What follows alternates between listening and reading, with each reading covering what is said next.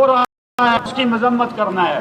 اور میں میرے جتنے بھی مقررین ہیں، ریاض فاروق شاہی صاحب، سب نے بڑے اچھے الفاظ میں اپنا موقف بیان ہے. میں کہتا ہوں پاکستان آرمی کو چاہیے کہ وہاں پہ اپنی فوج بھیجے اور وہاں پہ جو بے گناہوں کے ساتھ ظلم ہو رہا ہے اس کا حساب لے. کیونکہ برما کے آرمی چیف نے برملا ٹی وی پہ خطاب کرتے ہوئے کہا کہ ان کلمہ پڑھنے والوں کو قتل کر دیا جائے، یہ میرا حکم ہے.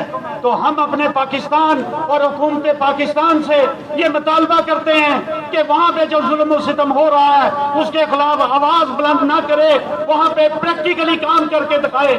ہمیں اجازت دی جائے یا ہم وہاں جائیں، پاکستان آرمی کو وہاں بھیجا جائے.